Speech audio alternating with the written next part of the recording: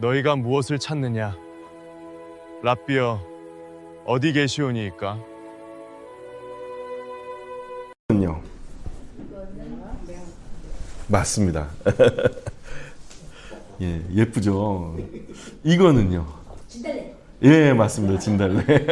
진달래가 너무 빨간 빛만 있어가지고 특이한 진달래 찾다 보니까 이런 게 있더라고요. 안에는 발그스레하고 또 겉잎은 하얗고. 자, 오늘 우리 요한복음 이야기 지난 시간에 이어서 요한복음 이야기 26번째 시간입니다. 요한복음 8장 12절로 20절까지 말씀을 우리가 함께 생각해 볼 거고요. 먼저 우리가 읽을 본문은 요한복음 8장 12절, 요한복음 8장 12절 한 절 말씀 같이 합독하겠습니다. 시작. 예수께서 또 말씀하여 이르시되 나는 세상의 빛이니 나를 따르는 자는 어두움에 다니지 아니하고 생명의 빛을 얻으리라. 아멘. 우리 지난 시간에 한 그 여인을 봤죠. 간음하다 잡혀온 여인 이야기 지난 시간에 나눴습니다. 사람들은 손에 뭘 들고 있었죠? 휴대폰 아닙니다. 예. 돌을 들고 있었고 그 여인은 이제 죽음 앞에 서 있습니다. 그때 예수님이 뭐라고 말씀하셨죠? 너희 중에 죄 없는 자가 먼저 돌로 쳐라. 그죠? 그랬더니 사람들이 다 돌을 내려놓고 또 정죄는 멈추고 또 주님의 은혜가 시작되었습니다. 그리고 여인을 정죄할 수 있는 유일한 자격을 가진 분이 예수님밖에 없었죠. 근데 예수님이 나도 너를 정죄하지 않는다. 가서 다시는 죄를 범하지 말아라. 그래서 예수님은 죄인을 죽이러 오신 분이 아니라 정죄하러 오신 분이 아니라 살리러 오신 분이다. 예, 이런 이야기를 우리가 나눴습니다. 지난 장면이 죄인 앞에 서신 예수님, 예, 죄인 앞에 서신 예수님이었다면 오늘 본문은 어둠 속에 있는 인간의 실존, 예, 모든 인간 전체를 향한 선언과도 같은 그런 의미가 아닐까라는 생각이 듭니다. 혹시 그 저녁에 주무시다가 새벽에 깨가지고 불 꺼진 방에 또 화장실 가다가 또는 거실로 나오다가 발가락 찐 적 있으세요? 많지요. 발가락, 저는 발톱이 빠진 적도 있습니다. 그 세게 부딪히면요, 뭐가 생각이 나냐면, 야, 우리 인생에 제일 중요한 것이 조명이구나. 어두우니까 아무것도 안 보이니까 얼마나 아픈지요. 그게 고통이 상상 이상입니다. 어둠으로 설명되는 우리 죄는요, 단순한 행위가 아닙니다. 우리는 뭔가 죄를 지어서 죄인 된다고 생각하는데 죄는 상태예요. 우리가 살인을 저지르고 뭐 도적질을 하고 나쁜 일을 저질러서 죄인이 되는 것이 아니라 원래 죄인의 상태였던 거예요. 죄는 우리가 가끔 짓는 행동이 아니라 이미 우리 안에 들어와 있는 상황인 거죠. 그래서 우리는 죄를 지어서 어둠에 들어가는 것이 아니라 이미 우리는 어둠 속에 있다. 우리가 몰라요. 캄캄한 곳에서 태어나고 자랐기 때문에 여기가 얼마나 캄캄한지를 잘 인식하지 못하는 거예요. 근데 성경에서 사람의 실존은요, 어둠 가운데 있다. 그 예수님께서 요한복음에도 처음 등장하는 것이 어둠 가운데 빛이 왔다. 인간의 실존은 한마디로 어둡다라고 표현하는 것이 성경의 얘기예요. 그래서 오늘 예수님은 단순히 용서를 말하지 않습니다. 아주 더 근본적으로 선언을 하시는 거죠. 이 말씀을 이해하려면 반드시 알아야 할 배경이 있어요. 초막절에 우리가 물 붓는 의식이 있다고 말씀드렸죠. 거기서 내게로 와서 마셔라. 그 초대의 말씀을 하셨던 거 기억나시죠? 그리고 그 배에서 솟아나는 생명의 샘이 있게 하리라. 근데 그게 다 예수님 자신을 두고 하신 말씀이었다는 것을 우리가 기억합니다. 초막절기 의식에 물 붓는 의식이 있었다면 또 하나의 의식이 있었는데 등불 의식이라고 들어보셨어요? 등불 의식이 또 있었습니다. 유대 전통 문헌 미시나 수카 5장에 보면 예수님 당시 초막절기에 예수님이 실존하셨을 당시에 이 땅 지상에서 활동하셨을 당시에 예루살렘 성전에 여인의 뜰이라고 하는 뜰이 있어요. 그 뜰에 거대한 금촛대가 4개가 세워졌다고 합니다. 근데 그 금촛대마다 그 금촛대 위에 거대한 대야가 4개가 받쳐져 있는 거죠. 그리고 그 대야에 기름이 잔뜩 들어가 있어요. 그리고 그 기름에 제사장들의 헌 옷이 심지처럼 이렇게 올려져 있고요. 그 심지에다 불을 붙여서 초막절기 내내 불타오르게 했다는 거예요. 마치 요즘에 올림픽 성화봉송 하는 것처럼 성화 붙이면은 게임 끝날 때까지 막 활활 타오르잖아요. 그런 것처럼 각 촛대는 4개의 큰 등잔 대야가 있었는데 그 총 16개, 4개니까 총 16개의 등불이 켜지는 거죠. 그래서 제사장의 헌옷을 사용해서 그런 등불을 밝혔다고 해요. 기록에 의하면 그 빛이 워낙 크고 뭐 지금처럼 전등이 있거나 서치등이 있거나 뭐 그렇지 않잖아요. 그러니까 이 불이요 워낙 캄캄한 고대 시절에 환하게 밝혀졌기 때문에 예루살렘에서 그 빛을 보지 못하는 뜰이 없었다. 이렇게 기록이 되어 있어요. 예루살렘 전체, 이 도시 전체에서 이 성전의 뜰을 향해서 이렇게 바라보면 그 불빛이 다 확인될 수 있을 정도로 환했다. 그렇게 얘기해요. 그래서 높이도 크기도 정말 크고 높아서 거기에 불을 밝히면 마치 예루살렘 전체에 전등이 켜진 것처럼 그 정도로 비춰졌다고 합니다. 그래서 밤이 되면 사람들은 그 빛 아래서 춤을 추고 찬양하고 절기를 그렇게 함께 했다고 해요. 이것은 단순한 축제가 아닙니다. 이 빛은 출애굽 광야 시절에 그 광야 시절을 떠올리기 위한 하나의 장치거든요. 근데 빛하면, 빛이라고 하면 광야 시절에 뭐가 떠오르죠? 그죠? 불기둥 떠오르시죠? 맞아요. 그 불기둥을 떠올리기 위한 장치였던 거예요. 출애굽 광야 시절에 이스라엘 한가운데 임재하신 하나님이 어떤 모습으로 임재했냐면 어떤 불기둥의 모양으로 임재하셨어요. 근데 그게 하나님의 현현하심을, 그게 하나님의 실존은 아니에요. 하나님이 불기둥 모양으로 생긴 건 아니고 하나님이 이스라엘 가운데 계시다라는 것을 그것을 통해서 사람들이 알게 됐다라는 거죠. 그래서 하나님이 그들 가운데 임재하셨고 그들 가운데 계시다라는 것을 낮에는 구름 기둥으로 밤에는 불기둥으로 보여주신 거죠. 그런데 구름 기둥과 불기둥은 각각 다르죠. 다른 것처럼 느끼지만 그런데 기록을 가만히 보면 같은 불기둥이에요. 같은 불기둥인데 낮에는 구름 가운데 불이 있어서 구름에 가려서 불이 잘 안 보였던 거고 밤에는 그 구름이 거치면서 안에 있는 불이 환하게 드러나고 그래서 사실 낮의 구름 기둥은 구름에 둘러싸인 불기둥이었던 거죠. 하나님은 언제나 자기 백성을 인도하시던 불기둥, 즉 빛이셨다라는 거예요. 이런 그 빛이 사실은 상징이죠. 진짜 빛은 아니고요. 상징이에요.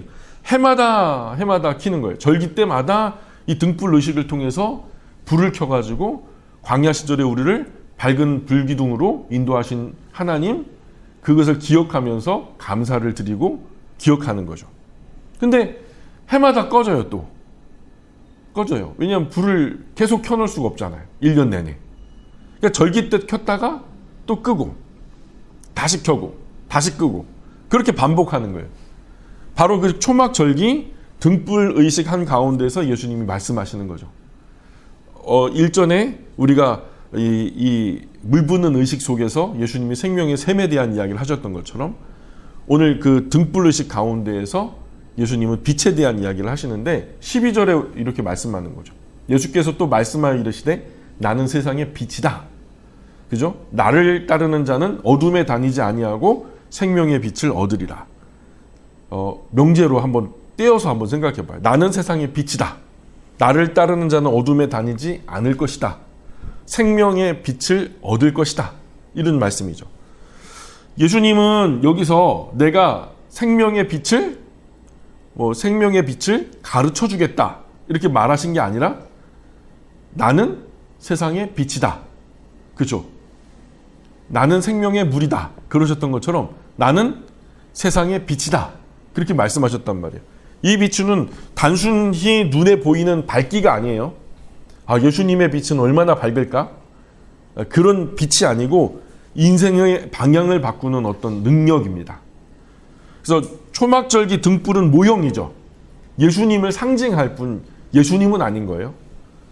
이 상징을 가리키는 본체가 곧 구주 예수님이셨던 거죠. 구름 기둥과 불기둥은 이스라엘이 걸어가야 할 광야에서 행로의 방향을 안내하고 인도하는 불빛이었죠. 광야가 사방으로 다 뚫려 있잖아요. 동서남북으로 뚫려 있어요. 자, 이스라엘이 어디로 갑니까? 방향을 몰라요. 다만 그 불기둥이 가는 곳으로 가는 거예요. 가면은 가고 서면 서고 계속 머물러 있으면 머물고. 예. 그래서 광야의 구름 기둥 안에 감추어진 것처럼 사람 눈에는 예수님이 어떻게 보였죠? 그냥 평범한 인간의 모습일 뿐이었죠. 뭐 고운 풍채도 없어요. 뭐 매력이나 인간으로서 뭔가 그 흠모할 만한 어떤 모양, 매력이 없었다는 거예요. 그냥 너무 평범하다 못해 일반적인 그냥 동네 청년? 이렇게 보였던 거죠. 그래서 사람 눈에는 평범한 인간이었을 뿐이었던 구주 예수님 안에는 사실은 이 세상을 밝히는 생명의 빛이 있었다라는 거죠. 온 세상을 구원할 만한 생명의 빛이 그분 안에 있었다는 거죠. 그래서 예수님은 선언하는 거예요. 이제 뭐라고 선언합니까? 나는 세상의 빛이다. 이 말씀은 곧 나를 따르는 사람에게 내가 옳은 길, 바른 길, 영원히 살 수 있는 생명의 길로 안내해 주겠다. 선언하신 거예요. 광야 한가운데서 하나님의 임재를 상징하는 불기둥이 그들이 가는 곳, 서는 곳, 목적지까지를 다 안내하셨던 것처럼 이 빛만 따라가면 결국 생명으로 들어가게 된다라는 것을 이 말씀은 우리에게 안내해 주는 거죠. 그런데 예수님은 단순하게 길을 비추는 빛이 아니에요. 예수님은 생명 그 자체가 되십니다. 불기둥은 길을 보여주지만 예수님은 생명 자체가 되셔서 그 길을 함께 걸으시는 거예요. 그래서 불기둥은 방향을 알려주지만 예수님은 그 방향으로 구주 예수님과 우리가 함께 걸어가는 거예요. 그러니까 그분과 함께 사망의 음침한 골짜기로 걸어갈지라도 우리가 두려워하지 않을 것은 죽어도 살아요. 모든 사람들이 죽지만 죽는 게 아니고요. 죽는 게 사는 길로 가는 또 다른 삶의 길이라는 거예요. 누구와 함께면? 구주 예수님과 함께면. 우리가 잘 알듯이 죽음이라는 게 두 가지의 의미가 있는데 육체와 영혼이 분리되는 것도 1차 죽음이라고 한다면 영혼과 하나님이 분리되는 것이 2차 죽음이잖아요. 1차 죽음은 피할 수가 없어요. 너도 나도 다 1차 죽음을 맞이하게 됩니다. 그러나 거기가 사망의 음침한 골짜기요 율법이 정한 죄의 결과라고 하면 그 사망의 음침한 골짜기에서도 우리가 두려워하지 않을 이유가 있어요. 그게 뭐냐면 주께서 나와 함께 하십니다. 구주 예수님이 우리와 함께 하신다는 거예요. 무엇으로 함께 하시나요? 생명으로. 생명의 빛으로 함께 하시는 분이 바로 우리 구주 예수님이라는 거죠. 그래서 그 예수님은 그 방향으로 생명이 되셔서 우리와 함께 걸어가시죠. 불기둥은 바깥에서 우리를 비춰주는 거예요. 물리적으로 비춰줬다면 예수님은 우리 안에서 환하게 비춰주시죠. 그래서 예수님은 말씀합니다. 나를 따르는 자는 어둠에 다니지 아니하고 생명의 빛을 얻으리라. 사랑하는 여러분, 빛은 멀리서 바라보는 대상이 아니에요. 빛은 함께 하는 것이고 그 빛을 따라가는 거죠.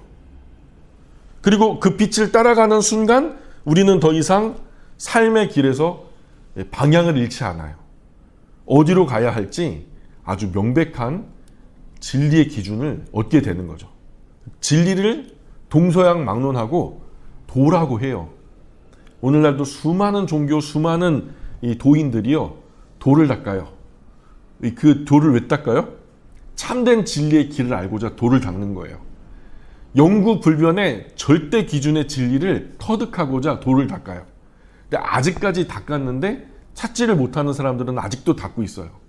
근데 저와 여러분은 이 도를 발견했어요. 그게 뭐냐? 진리죠. 진리는 뭐냐? 예수님이죠. 내가 곧 길이요, 진리요, 생명이다. 똑같은 말이에요. 3번 같은 말을 반복하는 거죠. 예수님이 우리의 진리가 되십니다. 우리의 생명이 되시고요. 그래서 우리는 더 이상 예수님 따라가면 삶의 방향을 잃지 않아요. 바른 길을 걸어갈 수 있어요. 빛의 본질이 뭘까요? 빛이 있으면 오늘 본문 안에서 가만 보면 드러나요. 어둠 속에 있었던 수많은 잡동사니들이 드러나요. 또 분별하게 돼요. 선하고 악한 것을 분별할 줄 알게 되는 거죠. 그래서 3번째는 그래서 어떻게 살아가야 할지 길이 보이는 거죠. 맞죠? 그러나 빛이 없다면 어떻게 될까요? 빛이 없다면 보이지 않아요. 또 이게 선한지 악한지 또 구분도 못해요. 그래서 결국 길을 잃어요. 세상의 기준은 불완전하거든요. 그래서 진리가 아니에요. 어제 옳다는 것이 오늘은 틀린 거예요. 또 오늘 틀린 것이 내일 맞을 수도 있고요. 그건 진리가 아니에요. 그렇다면 이 빛은 우리 삶에서 어떻게 나타날까요? 예수님이 내 안에 빛으로 오신다는 것, 내 안에 환한 빛이 되신다는 것은 잘못된 길을 걸어가고 있을 때 내 안에서 죽었던 양심이 고개를 드는 거예요. 이건 아닌데 싶은 거죠. 선택 앞에서 갈등할 때 이렇게 하면 많은 이익을 얻을 것이고 이렇게 하면 손해가 많을 것인데 이게 우리의 기준이 되는 게 아니라 우리 주님의 기준이 우리에게 방향을 잡게 해주세요. 그래도 이건 아니야. 그래도 이건 아니야. 죄 가운데 있을 때 숨기지 못하게 마치 환한 빛 가운데 그렇게 죄를 저지르고 있는 내 모습이 초라하게 느껴지게 하시고 그렇게 살면 안 될 것 같게 하시고 그래서 예수님을 만난 사람들의 특징이 뭐냐면 그분과 내가 어울리지 않는다는 거예요. 베드로가 예수님 처음 만난 다음에 무슨 말씀하죠? 주여 저는 죄인이로소이다. 저를 떠나십시오. 당신과 내가 어울리지 않는다는 거예요. 그게 일반적인 모습이죠. 그리고 예수님을 만난다고 표현하잖아요. 빛 대신 예수님을 만나면 회심 사건을 보면 전부 다 큰 죄를 지은 사람은 발버둥 치면서 회개를 합니다. 회심을 해요. 작은 죄를 지은 사람들도 사실 이게 속에서 그런 일이 있을 수 있죠. 근데 결국 그들도 존재적으로 큰 충격을 받아요. 그래서 완전히 무너지는 경험을 하게 됩니다. 자, 그래서 정작 인생의 방향은 잃어버리고 사는 경우가 많아요. 요즘에는 길 잃어버릴 일 거의 없죠. 왜냐하면 자동차에도 내비게이션 다 달고 다니고 여러분 스마트폰에도 전부 다 내비게이션 기능이 있어가지고 서울 시내 한가운데 나도 알지 못하는 동네에 있어도 이거 띠리 키면은요 길을 잘 가르쳐줘요. 뚜벅이 기능도 있어가지고 걸어서 목적지까지 거의 뭐 5m 안에 10m 안에 내가 들어가게끔 해줘요. 근데 신기한 건 찾아가야 할 맛집은 잘 찾아요. 예? 찾아가야 할 맛집은 잘 찾는데 삶을 그렇게 열심히 살면서 정작 인생의 방향은 잃어버리고 사는 경우가 많다는 거죠. 뭐 때문에 살고 왜 살고 어떻게 살아가야 하는지 애구 어른이고 이 시대가 참 혼란스러워요. 많이 배운 사람, 적게 배운 사람, 높은 권력자들, 낮은 뭐 서민들 할 것 없이 도대체 인생에 향방이 없는 것처럼 살아가거든요. 그래서 문제는 얼마나 아느냐가 문제가 아니에요. 지금 내가 어디로 가고 있느냐, 이 방향이 맞는가, 이걸 점검할 수 있는 기능이 없다는 거예요. 맛집 아무리 많이 알아도요, 정작 내가 거기 가지 않으면 그 맛난 음식 한 입도 입에 못 먹습니다. 그러니까 맛집을 찾아가더라도 방향이 맞아야 가지. 엄한 데 가면요 맛 되게 없는 거 먹고 와요. 사람은 많이 듣고 또 많이 배워서 많이 알 수도 있어요. 그 많이 안다는 것은 우리 철학에서는 그 지성을요, 지식을 빛에 비유하거든요. 어둡던 지성이 알기 때문에 환히 밝아진다, 룩스라고 말하는데, 예, 밝아진다라고 말해요. 그럼에도 불구하고 그 철학자들은 인생의 길을 지혜롭게 잘 찾아가느냐? 아니거든요. 그럼에도 불구하고 인생은 틀릴 수가 있어요. 많이 배워서 뭔가 밝히 알 수 있는데 안다고 해서 길을 아는 건 아니에요. 왜 그럴까요? 빛 없이 지식으로만 걷고 있기 때문에. 구주 예수님 없는 배움은 혼란만 가중돼요. 그러니까 수많은 길을 알게 돼요. 여러분, 수많은 길을 알게 되는데 그 길의 끝이 다 어디 다 있는지를 몰라요. 그러니까 전에는 내가 아는 길이 지식이 없었을 때는 한 5가지, 10가지였다면 내가 열심히 공부해가지고 지성이 이만큼 많아지면요, 그 길이 100가지, 1000가지가 열려요. 그래요. 길이 참 많다는 것은 이해하게 돼요. 근데 그 길에 진리의 길, 생명의 길이 어딘지는 너도 나도 몰라요. 길 5개 아는 사람하고 길 1000개, 10,000개 아는 사람하고 똑같다는 거예요. 참된 생명의 길, 진리의 길을 모른다는 거죠. 그래서 어둠 속에서는 열심히 걷는 것이 중요한 것이 아닙니다. 방향이 중요해요. 방향이 틀리면 열심히 걸을수록 우리가 마땅히 들어가야 할 영원한 본향에서 점점점 멀어져 갈 뿐이죠. 사랑하는 여러분, 그래서 예수님은 우리에게 더 알아라 이렇게 말씀하지 않아요. 다만 나를 따르라. 거두절미하고 이것저것 재지 말고 다만 나를 따르라. 왜냐하면 참된 빛은 이해하려고 하는 것이 아니라 따라가는 거기 때문에. 또 어둠은 단순히 빛이 없는 상태가 아니에요. 우리는 어둠 속에서 방향을 잃잖아요. 길을 착각합니다. 때로는 어두워서 넘어지기도 해요. 그래서 사람은 열심히 살면서도 틀린 방향으로 갈 수가 있어요. 진짜 열심히 사는데 진짜 열심히 틀린 길로 가고 있는 거죠. 그래서 열심히 비나이다 하는데 그게 하나님 아닌 것에 빌면은 점점 내 머리 위에다가 죄를 가중할 뿐 그것이 사실 그 열정만큼이나 하나님으로부터 멀어지는 거잖아요. 어둠 속에서의 열심은 더욱 더 빠른 절망과 실패라는 거죠. 이 즈음에 우리에게 정말 중요한 말이 있죠. 여기 뭐냐면 나를 따르는 자, 여러분 성경책에 보면 나를 따르는 자 본문에 나오죠. 따르는 자. 이 말은요. 단순히 신앙이 아니에요. 그냥 따른다라고 하니까 어떤 신앙의 길, 도, 진리 이게 아니라 관계를 말해요. 머리로 아는 관계가 아니라 내가 발로 직접 따라다니는 관계를 말하는 거거든요. 그래서 빛은 멀리서 연구하는 대상이 아니라는 거예요. 빛은 내가 직접 따라가야 하는 대상이라는 거죠. 빛을 분석한다라고 길이 열리는 게 아니에요. 예수님에 대한 공부를 열심히 많이 한다고 해서 그 길이 열리는 게 아니라 따라가야 돼요. 내 발을 움직여서 따라가야 돼요. 내비게이션 딱 쳐서 길이 끝까지 다 열리잖아요. 그래서 어디로 가야 될지 그 길 끝이 거기 가다 있다는 거 알잖아요. 근데 운전해갖고 거기까지 안 가면 못 가요. 길은 알아도 가야 되는 거예요. 우리는 종종 이렇게 생각해요. 더 알아야 믿겠다. 더 확신이 있어야 따르지. 뭔가 보장이 돼야 따르지. 내가 뭐 어떻게 알아. 아직 잘 몰라. 확신이 없어. 그러니 못 가겠어. 그래서 계속 멈춰서 있어요. 계속 멈춰 있어요. 근데 내비게이션도 보면 어때요? 내가 10m 가면 10m 앞을 보여줘요. 또 100m 가면 또 100m 앞을 보여주고요. 무슨 말이에요? 성경에서는 우리에게 정반대로 말하는 거예요. 확신이 있어야 한 걸음을 떼지라고 말하는데 우리는 근데 성경은 따라가면 보여. 이 말이죠. 따라가면 보여. 한 발 내디디면 그 다음 한 걸음이 보인다는 거죠. 순종해봐. 한마디만, 한 번만 믿고 한 걸음만 순종해봐.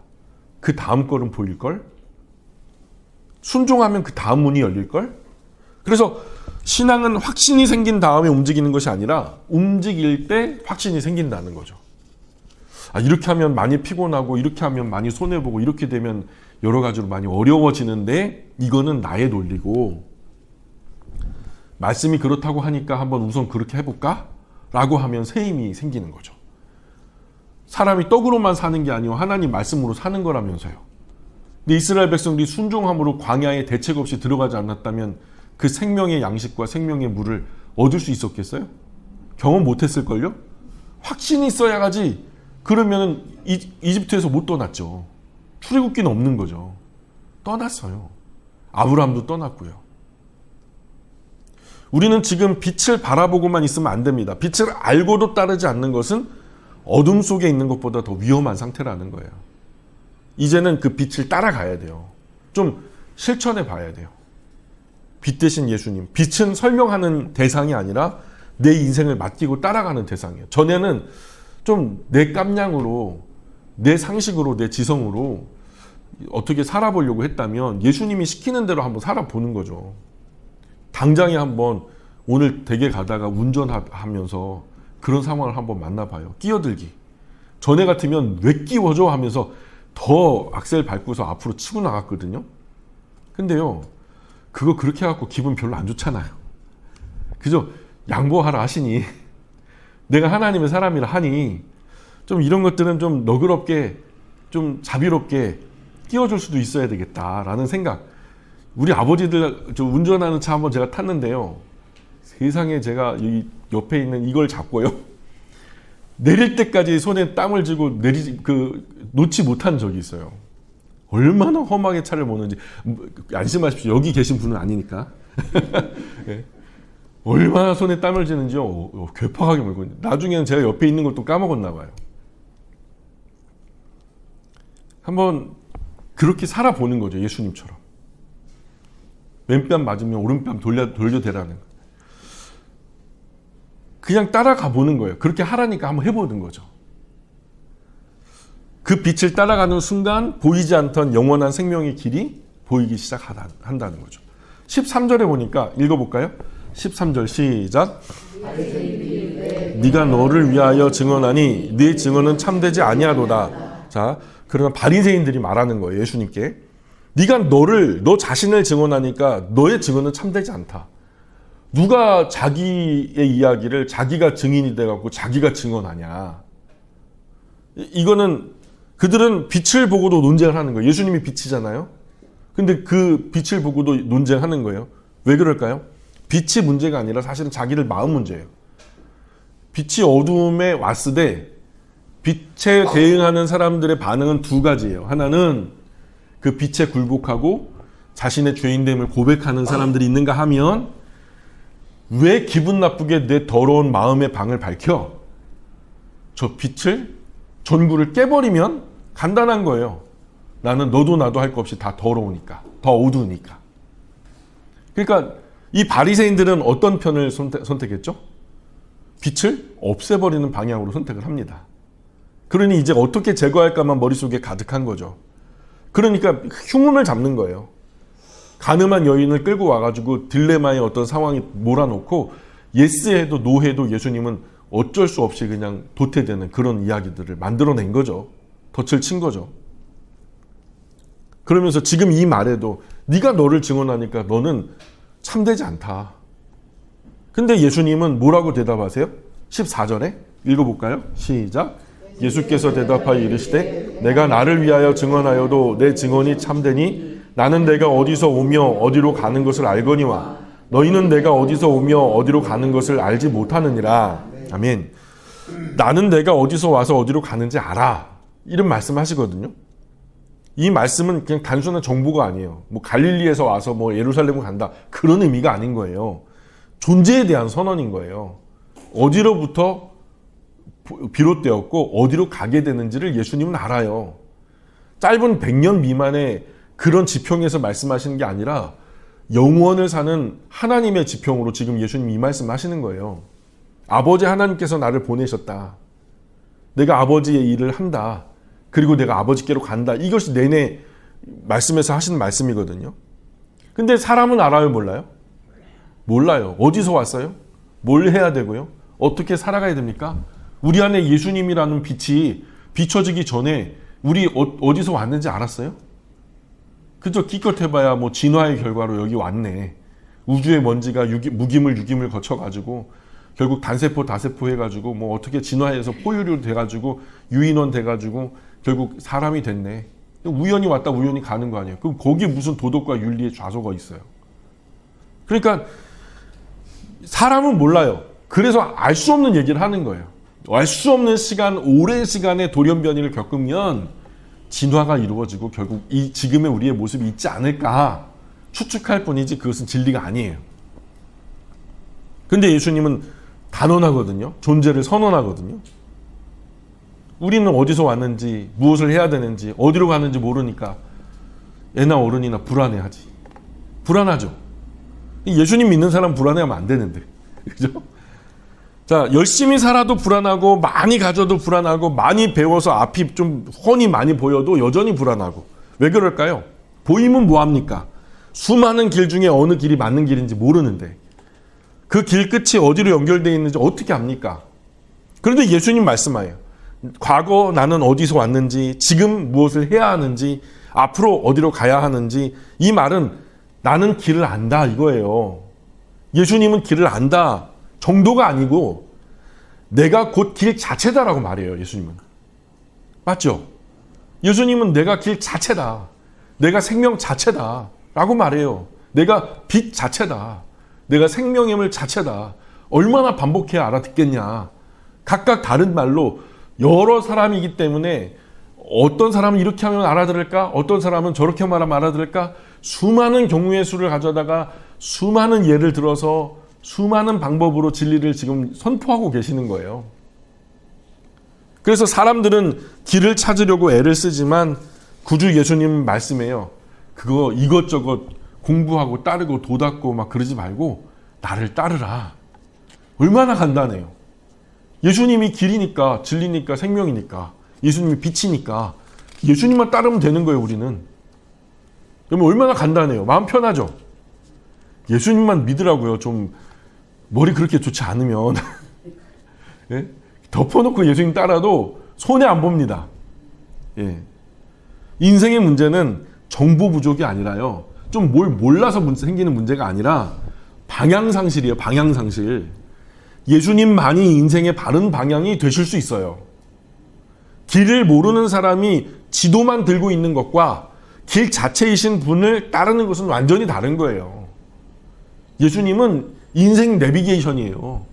예수님만 따르면 되는 거예요. 성경이 우리의 내비게이션이고 이 성경이 인물화된 것이요. 예수님이라니까요. 말씀이 육신이 되어 우리 가운데 거하신 그분이 예수님이거든요. 지금 우리는 길을 찾고 있습니까? 아니면 길 대신 예수님을 따르고 있습니까? 찾지 말라니까요. 예수님만 따르면 돼요. 길 아는 것만으로는 부족합니다. 그냥 따라가야지. 예수님 발 뒤꿈치만 쳐다보고 그냥 따라가면 되는 거예요. 그 발 뒤꿈치가 어디 나와요? 성경이 나오잖아요. 그러면 그 배우자고요. 그리고 그대로 한번 살아보자고요. 그게 따르는 삶이죠. 15절 읽어봅니다. 시작. 육체를 따라 판단하나 나는 아무도 판단하지 아니하노라. 그죠? 사람을 겉모습만 보고 판단합니다. 보이는 행동, 들리는 말, 드러난 결과 가지고 쉽게 결론 내려요. 그러나 예수님 달라요. 겉이 아니라 중심을 보십니다. 행동이 아니라 동기를 보세요. 결과가 아니라 존재를 보십니다. 그래서 사람은 쉽게 정죄해요. 한 장면만 보고 수많은 경우의 수에 딱 한 커트만 보고 그냥 단정해버려요. 한 번의 실수만 보고 그 사람 인생이 전부 다 실수인 것처럼 매도해버리고 한 가지 모습만 보고 이 사람은 원래 그런 사람이야 라고 단정 지어버리고 그 사람 전체를 섣불리 규정해버리는. 그러나 예수님은 그렇게 하지 않아요. 예수님은 그렇게 하지 않아요.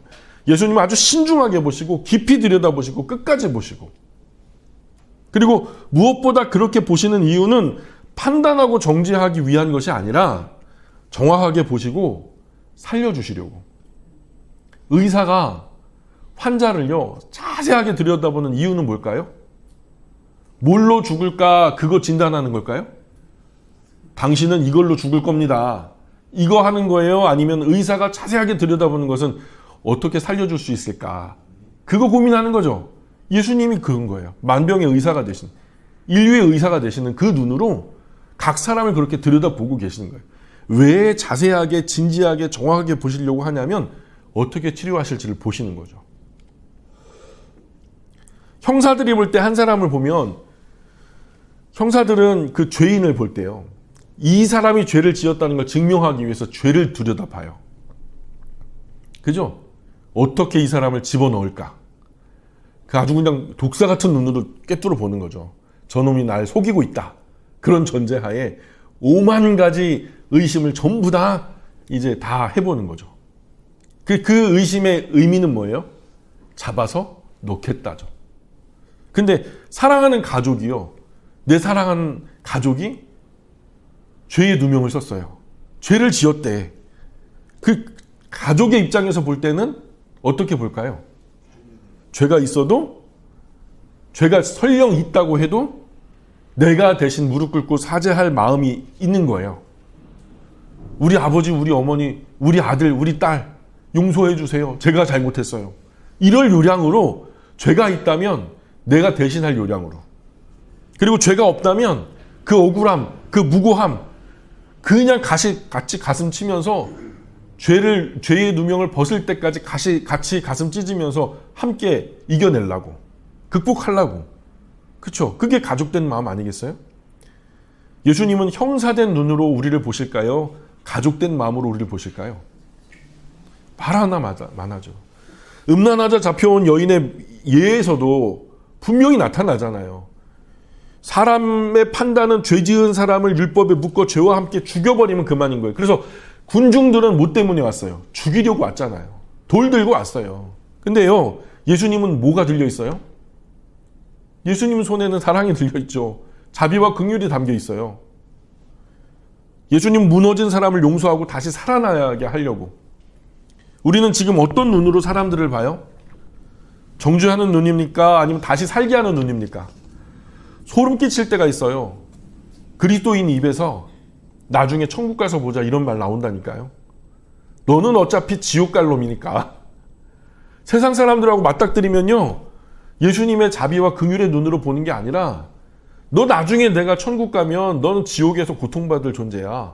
정죄하는 눈으로 보고 있어요. 그게 과거 군중들이 손에 돌을 들고 있는 것과 뭐가 다르냔 말이에요. 더 중요한 질문이 뭔 줄 알아요? 나는 지금 사람들의 판단 앞에 서 있는가? 아니면 예수님 앞에 서 있는가? 1만 달란트 빚진 자가 탕감 받았어요. 그럼 어떻게 해야 된다고 예수님 말씀하시던가요? 100데나리온 빚진 거 그거 가지고 친구를 잡아다 가두는 그 긍휼하지 못함으로 인해서 예수님이 다시 잡아 가둔다고 비유해서 말씀하시잖아요. 똑같이 사람의 판단은 한 영혼을 너무도 쉽게 무너뜨리지만 예수님은 무너진 인생도 다시 일으켜 살아가게 합니다. 그래서 우리 인생의 바른 길이 바로 예수님이에요. 우리는 누구처럼 살아야 돼요? 예수님처럼.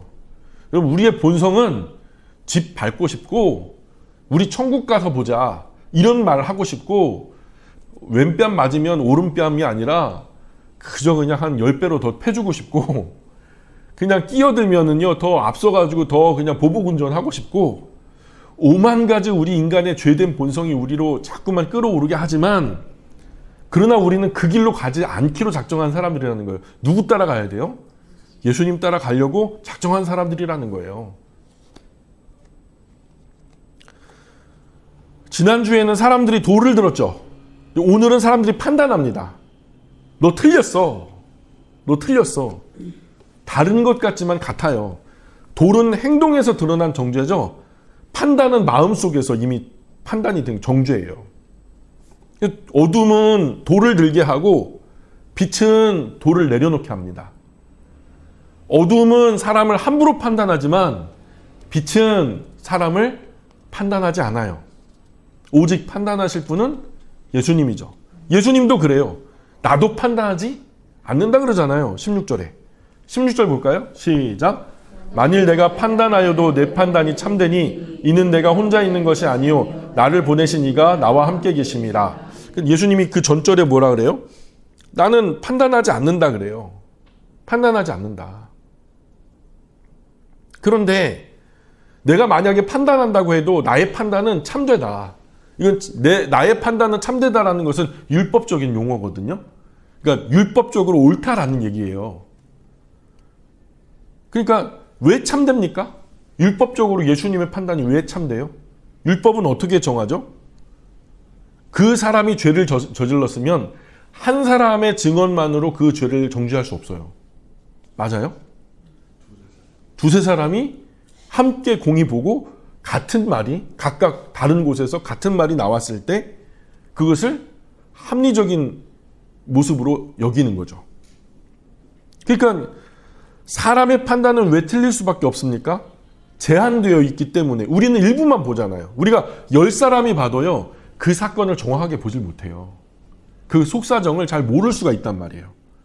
순간만 보고 겉만 보고 그 상황만 보고 판단하니까 그래서 틀릴 경우가 많아요. 그러나 예수님은 달라요. 아버지 하나님과 함께 보시는 거예요. 지금 여기서 말하는 거예요. 내가 함부로 판단하지 않는다. 예수님은 시간도 마음도 진실도 모든 것을 아시는 아버지 하나님의 눈으로 정확하게 보시고 판단한다는 거죠. 예수님의 근거는 뭐예요? 아버지 하나님이죠. 그래서 예수님의 판단은 단순한 자기 개인의 의견이 아니라 반박할 수 없는 진리예요. 예수님이 그렇다면 그런 거예요. 왜냐하면 예수님은 누가 본 대로 판단하니까? 아버지 하나님께서 보신 대로 판단하니까. 그래서 17절, 18절 같이 읽습니다. 시작. 너희 율법에도 두 사람의 증언이 참되다 기록되었으니 내가 나를 위하여 증언하는 자가 되고 나를 보내신 아버지도 나를 위하여 증언하시느니라. 예수님은 자신이 사람에게 수여한 율법을 인용하시는 거예요. 이 율법을 만드신 분이 누구죠? 하나님이죠. 예수님도 하나님이시죠. 그러니까 이 율법을 수여한 분이 지금 예수님이신 거예요. 근데 자신이 사람들에게 수여한 그 율법을 그대로 인용해서 두 사람의 증언이 참되다. 이것은 죄를 정하는 율법의 원칙이라는 거잖아요. 개인의 주장으로는 죄를 확정하지 않는 거죠. 그 율법에도 어긋나지 않았다라는 거예요. 이 2명 이상의 증인이 있어야 진실로 인정된다라는 그 율법에도 나는 위배되지 않는다. 근데 예수님 말이에요. 내가 증언한다. 그리고 나를 보내신 아버지도 증언한다. 이 단순한 논리가 아니죠. 예수님의 정체성을 드러내는 선언이죠. 중요한 것은 예수님 혼자가 아니에요. 우리가 볼 때는 세상 외로운 분이 예수님처럼 보였지만, 그러나 사람들은 그죠? 예수님은 한 사람으로 보지만, 그런 예수님은 말씀해요. 나는 혼자가 아니다. 나는 혼자가 아니다. 이 말씀의 의미는 이런 거예요. 나의 말은 곧 아버지의 말씀이야. 나의 판단은 곧 아버지의 판단이야. 내가 임의로 판단하는 일은 없어. 아버지가 일하시니 나도 일해. 그죠? 아버지가 판단하는 그 판단으로 나도 판단하는 거지. 나의 존재는 곧 아버지와 분리될 수 없다. 그래서 예수님은 단순한 교사가 아닙니다. 선지자도 아니에요. 아버지 하나님의 아들 하나님, 하나님 자신이신 거죠. 사랑하는 여러분, 우리는 종종 사람들의 판단을 두려워해요.